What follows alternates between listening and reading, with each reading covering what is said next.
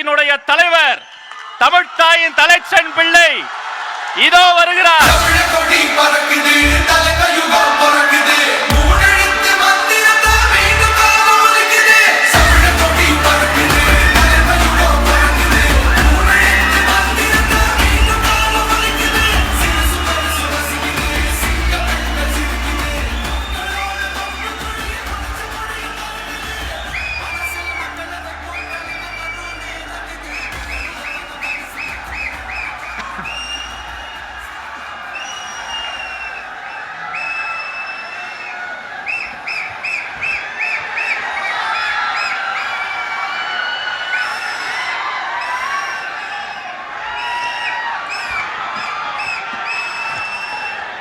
My friend,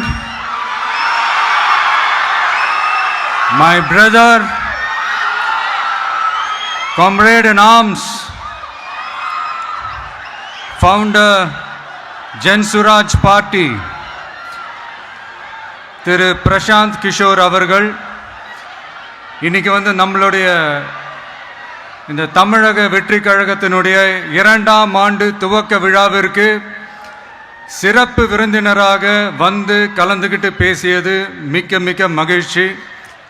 அவருக்கு என்னுடைய மனமார்ந்த நன்றியை தெரிவிச்சுக்கிறேன். We are an emerging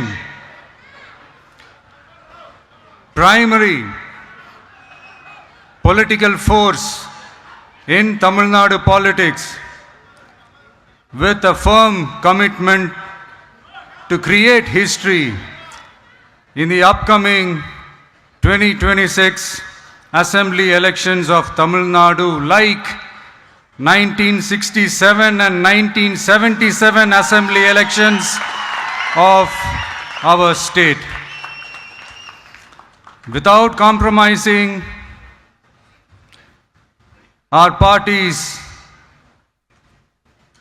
ideological principles at any cost, I am here to collaborate and work with you towards upholding the secular and democratic ideals in TN and beyond. என் நெஞ்சில் குடியிருக்கும்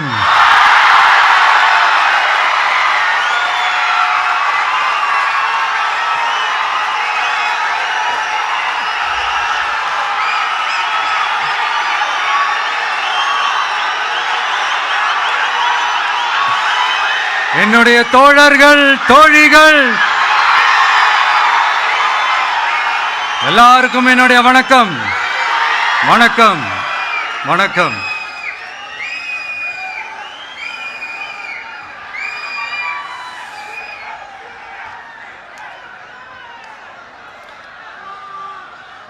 இந்த அரசியல்னாலே வேற level தான்ல.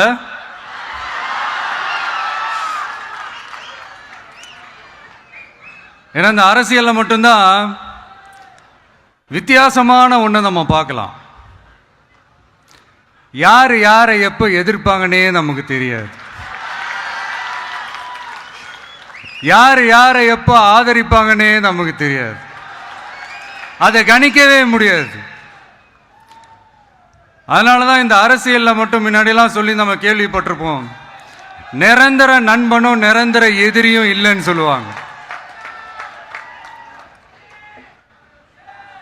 அரசியலுக்கு யார் வேணாலும் வரலாம், அது ஒரு ஜனநாயக உரிமைன்னு சொல்லுவாங்க. ஆனால் மக்களுக்கு ரொம்ப ரொம்ப பிடிச்சி போன ஒருத்தன் அரசியலுக்கு வரான்னா அதை கண்டிப்பாக நல்லவங்க எல்லாம் வரவேற்பாங்க. ஆனால் ஒரு சில இந்த அதிகார இல்லை அது வேணாம், ஒரு சில பேருக்கு மட்டும் கொஞ்சம் எரிச்சல் வரத்தானே செய்யும். அது இருக்கும் தானே. என்னடா இவன் திடீர்னு ஒருத்த என்ட்ரி கொடுத்துட்டானே, இது வரைக்கும் நாம சொன்ன பொய்யெல்லாம் நம்பிக்கிட்டு மக்கள் நமக்கு ஓட்டு போட்டுக்கிட்டு இருந்தாங்களே, ஆனா இப்ப இவன் சொல்றதெல்லாம் பார்த்தா மக்கள் மனசுக்கு ரொம்ப நெருக்கமா வேற இருக்குது. அதுவே நமக்கு ஒரு பெரிய நெருக்கடியாகவும் இருக்குது. இவனை என்ன பண்ணலாம், என்ன செய்யலாம், எப்படி இவனை இது பண்ணலாம், க்ளோஸ் பண்ணலாம்.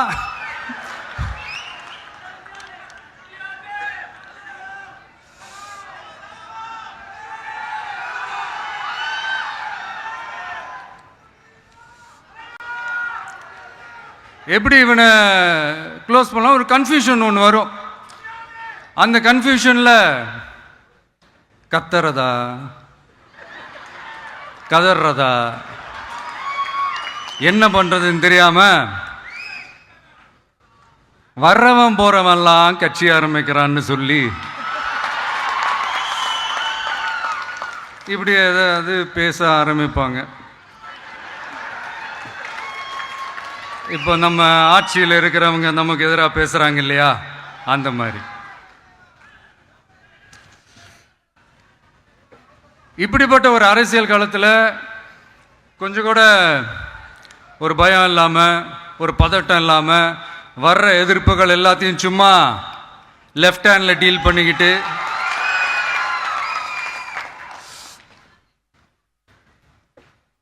இதோ நம்மளுடைய தமிழக வெற்றி கழகம் முதலாவது ஆண்டை கடந்து இப்போ 2வது ஆண்டில் அடி எடுத்து வைக்கிறோம்.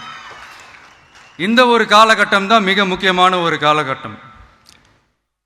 ஏன்னா ஒரு அரசியல் கட்சிக்கு ஒரு பெரிய பலமே அந்த கட்சியினுடைய கட்டமைப்பு தான். அதுதான் அந்த கட்சியினுடைய ஒரு வேறு மாதிரி, ஒரு அடிப்படை பலமே அதுதான். ஒரு ஆலமரம் மாதிரி ஒரு கட்சி ஒன்று வளரணும்னா அதுக்கான அந்த வேர்களும் விழுதுகளும் ஸ்ட்ராங்காக இருக்கணும் இல்லையா. அப்படிதான் நம்மளுடைய இந்த அமைப்பை பலப்படுத்துகிற ஒரு வேலையை தான் இப்போ நம்ம செஞ்சுக்கிட்டு இருக்கிறோம். தமிழ்நாடு முழுக்க மாவட்ட நிர்வாகிகள் எல்லாரையும் தேர்ந்தெடுத்து அறிவிச்சிட்டு இருக்கிறோம்.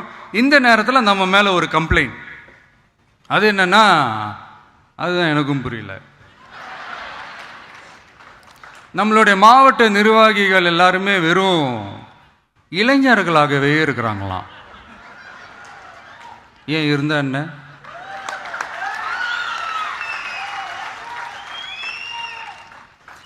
அறிஞர் அண்ணா அவர்கள் கட்சி ஆரம்பிச்சப்பா அவர் பின்னாடி நின்னதும், புரட்சி தலைவர் எம்ஜிஆர் அவர்கள் கட்சி ஆரம்பிச்சப்பா அவர் பின்னாடி நின்னதும் வெறும் இளைஞர்கள் தான். அந்த இளைஞர்களால தான் 1967லையும் 1977லையும் அந்த 2 தேர்தலையுமே ஒரு மிகப்பெரிய ஒரு வெற்றி கிடைச்சது. வரலாறு, அதுதான் வரலாறு. இப்போ அதே மாதிரி நம்ம மேல இன்னொரு கம்ப்ளைண்ட், அது என்னன்னா, நம்மளுடைய கட்சி நிர்வாகிகள் எல்லாருமே சாதாரண குடும்பத்திலிருந்து வந்தவங்களாம். அதே தான் இங்கேயும் கேட்குறேன், ஏன் வரக்கூடாதா?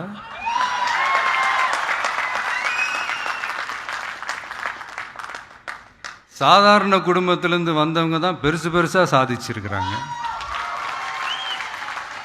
இன்னும் சொல்ல போனா நம்மளுடைய கட்சி எளிய மக்களுக்கான கட்சி தானே.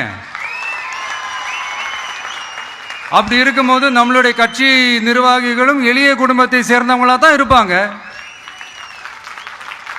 நம்மளுடைய கட்சி ஒன்றும் பண்ணையாறுகளுக்கான கட்சி கிடையாதுல்ல.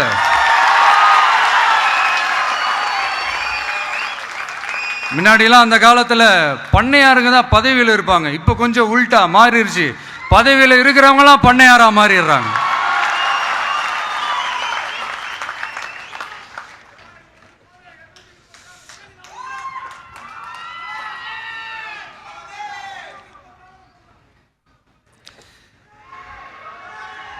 மக்களுடைய நலனை பற்றியோ, நாட்டோட நலனை பற்றியோ, வளர்ச்சிகளை பற்றியோ எதை பற்றியும் கவலைப்படாமல் பணம் பணம் பணம், எந்தெந்த வழிகளில் எந்தெந்த ரூட்லலாம்.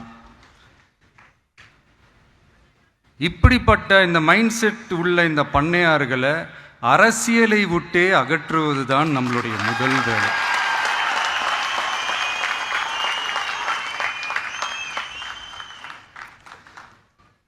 அதை ஜனநாயக முறைப்படி நம்ம செய்கிறதுக்கு தான் 2026 தேர்தலை நம்ம சந்திக்க போகிறோம். அந்த தேர்தலை சந்திக்க ரொம்ப ரொம்ப முக்கியமான விஷயம் பூத் லெவல் ஏஜென்ட்ஸ், BLA அப்படின்னு சொல்லுவாங்க. அது ரொம்ப ரொம்ப முக்கியம். ஏன்னா நீங்கள் பார்த்தீங்கன்னா தமிழ்நாட்டில் அந்த பெரிய பெரிய கட்சிகளுக்கு தான் அந்த BLAலாம் ரொம்ப ஸ்ட்ராங்காக இருக்கும்னு சொல்லுவாங்க. ஒரு அப்ராக்சிமேட்டாக ஒரு 69,000 பூத்ஸ் இருக்குது. அது எல்லாத்துக்குமே பூத் ஏஜென்ட்ஸாக நம்மளுடைய கட்சி தோழர்களை தான் நியமிக்க போகிறோம். கூடிய சீக்கிரமே பூத் கமிட்டி மாநாடுன்னு ஒன்று நடத்த போகிறோம். அன்னைக்கு தெரியும் தமிழக வெற்றி கழகம் எந்த ஒரு பெரிய கட்சிக்கும் கொஞ்சம் கூட சளைச்சதில்லைன்னு. அன்னைக்கு தெரியும் தமிழக வெற்றி கழகம் தமிழ்நாட்டில் முதல் சக்தியா, முதன்மை சக்தியா, பவர்ஃபுல்லா இருக்குதுன்னு அன்னைக்கு ப்ரூவ் ஆகும். இப்ப புதுசா ஒரு பிரச்சனை ஒன்று கிளப்பி விட்டுட்டு இருக்கிறாங்க, மும்மொழி கொள்கை.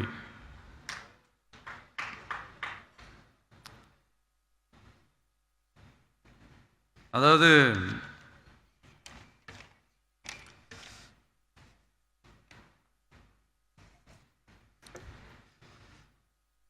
இதை இங்கே செயல்படுத்தலைன்னா இந்த கல்விக்கான நிதியை நம்மளுடைய மாநில அரசுக்கு கொடுக்க மாட்டாங்களாம். இந்த எல்கேஜி யூகேஜி பசங்க சண்டை போட்டுப்பாங்க தெரியுமா, அந்த மாதிரி கொடுக்க வேண்டியது அவங்களோட கடமை, இங்கே இவங்க வாங்க வேண்டியது இவங்களுடைய உரிமை. ஆனால் இவங்க ரெண்டு பேரும் இங்கே எவ்வளோ சீரியஸாக ஒரு பிரச்சனை ஓடிட்டு இருக்கு. இவங்க ரெண்டு பேரும் அதாங்க நம்ம பாசிசமும் நம்ம பாயாசமும், அதான் நம்ம அரசியல் இனிமையும் கொள்கை இனிமையும். ரெண்டு பேரும் என்ன பண்ணுறாங்கன்னா, ரெண்டு பேரும் பேசி வச்சுக்கிட்டு இந்த செட்டிங்லாம் பண்ணி வச்சுக்கிட்டு மாற்றி மாற்றி சோஷியல் மீடியாவில் ஹேஷ்டாக் போட்டு விளையாட்டுருக்குறாங்க.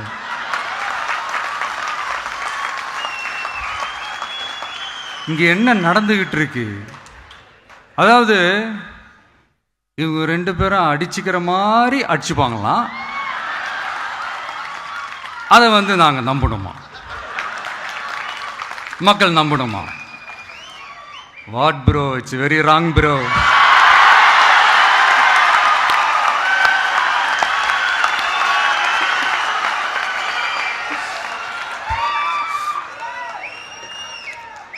இதுக்கு நடுவில் நம்ம பசங்க உள்ள பூந்து அங்க ஒரு சம்பவம் ஒன்று பண்ணிட்டு டக்குன்னு வெளியே வந்துடுறது, டிவி கே ஃபார் டிஎன் அப்படின்னு சொல்லி. யார் சார் நீங்களா, சார் நீங்களா, எங்க சார் இருக்கிறீங்க? ஸ்லீப்பர் செல்ஸ் மாதிரி.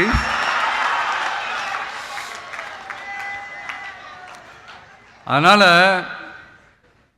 இதெல்லாம் மக்களுக்கு நாம சொல்லி புரிய வைக்க வேண்டிய அவசியமே கிடையாது. அவங்களுக்கே தெரியும் இதெல்லாம் எவ்வளோ பெரிய ஒரு ஏமாத்து வேலைன்னு. நம்ம ஊர் சுயமரியாதை ஊர், நாம் எல்லாரையும் மதிப்போம். ஆனால் சுயமரியாதையை மட்டும் யாருக்காகவும் எதுக்காகவும் விட்டு கொடுக்க மாட்டோம். நாம் எல்லா மொழிகளையும் மதிப்போம், அதில் மாற்றுக்கிறதே கிடையாது. தனிப்பட்ட முறையில் யார் வேணாலும் எந்த ஸ்கூலில் வேணாலும் படிக்கலாங்க. உனக்கு எந்த மொழி வேணுமோ, எப்போ கற்றுக்கணுமோ, உனக்கு எப்போ தோணுதோ கற்றுக்கலாம். அதெல்லாம் அவங்கவுங்களுடைய தனிப்பட்ட ஒரு உரிமை. ஆனால் கூட்டாட்சி தத்துவத்தை மீறி மாநில தன்னாட்சி உரிமைக்கு எதிராக ஒரு மாநில அரசின் மொழி கொள்கையை, கல்வி கொள்கையை கேள்விக்குறியாக்கி வேறு ஒரு மொழியை வலுக்கட்டாயமாக திணிச்சா, அதுவும் அரசியல் ரீதியாக திணிச்சா எப்படி ப்ரோ?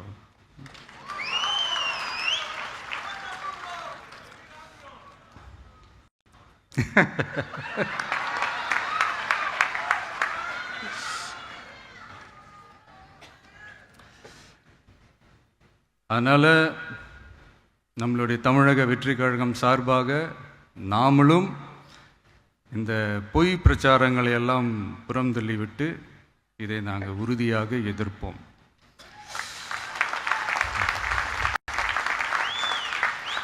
கான்ஃபிடென்ட்டாக இருங்க, நல்லதே நடக்கும், வெற்றி நிச்சயம். மீண்டும் சந்திக்கும் வரை நன்றி, வணக்கம்.